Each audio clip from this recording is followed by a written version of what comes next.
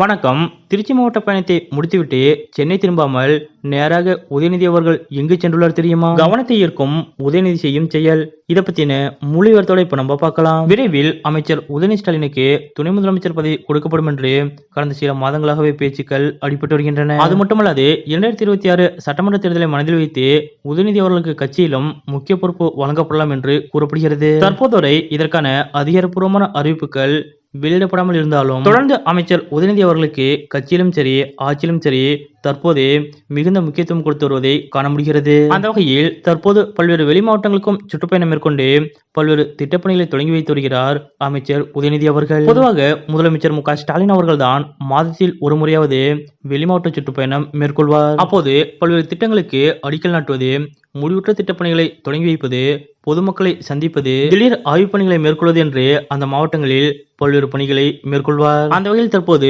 உதயநிதி ஸ்டாலின் அவர்கள் முதலமைச்சர் மு க ஸ்டாலின் அவர்கள் இடத்திலிருந்து பல்வேறு மாவட்டங்களுக்கும் சுற்றுப்பயணம் மேற்கொண்டு இது போன்ற பணிகளை செய்து வருகிறார். இதன் மூலம் இதுவரை அமைச்சர் உதயநிதி அவர்கள் துணை முதலமைச்சர் என்று அதிகாரப்பூர்வமாக அறிவிக்கப்படாவிட்டாலும் தற்போது ஆட்சியிலும் சரி கட்சியிலும் சரி உதயநிதி அவர்களுக்கு மிகுந்த முக்கியத்துவம் கொடுத்து வருவதை காண முடிகிறது. அந்த வகையில் கடந்த 2 நாட்களாக திருச்சி மாவட்டத்தில் சுற்றுப்பயணம் மேற்கொண்டிருந்த அமைச்சர் உதயநிதி அவர்கள் திருச்சி மாவட்டத்தின் பல்வேறு பகுதிகளுக்கும் சென்று பொதுமக்களை சந்தித்து திடீர் ஆய்வுப் பணிகளை மேற்கொண்டு பல்வேறு திட்டங்களை தொடங்கி வைத்தார் அமைச்சர் உதயநிதி.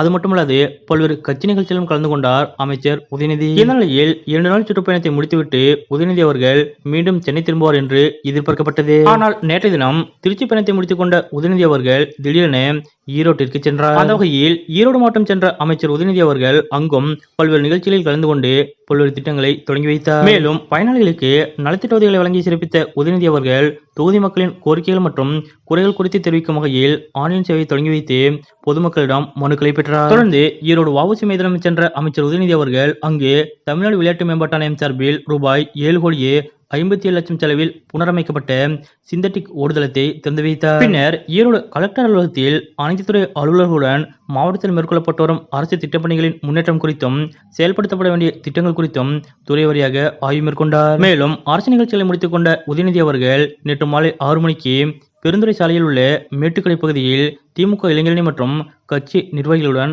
ஆலோசனை கூட்டத்திலும் பங்கேற்றார். இதனைத் தொடர்ந்து கூட்டத்தை முடித்துக் கொண்ட அமைச்சர் உதயநிதி அவர்கள் நேற்று இரவு கோவை சென்று அங்கிருந்து விமானம் மூலம் சென்னை திரும்பினார். மேலும் வரும் நாட்களில் அமைச்சர் உதயநிதி அவர்கள் தமிழ்நாட்டின் பல்வேறு மாவட்டங்களுக்கும் சுற்றுப்பயணம் மேற்கொள்ள இருக்கிறார். தற்போது வரை அமைச்சர் உதயநிதி அவர்கள் துணை முதலமைச்சர் என்று அறிவிக்கப்படாவிட்டாலும் தொடர்ந்து ஆட்சியிலும் கட்சியிலும் அமைச்சர் உதயநிதி அவர்கள் முன்னிலைப்படுத்தப்படக்கூடிய இது போன்ற நிகழ்வு பற்றிய உங்களுடைய கருத்துக்கள் என்ன அப்படிங்கறத மறக்காம கமெண்ட்ல குறிப்பிடுங்க.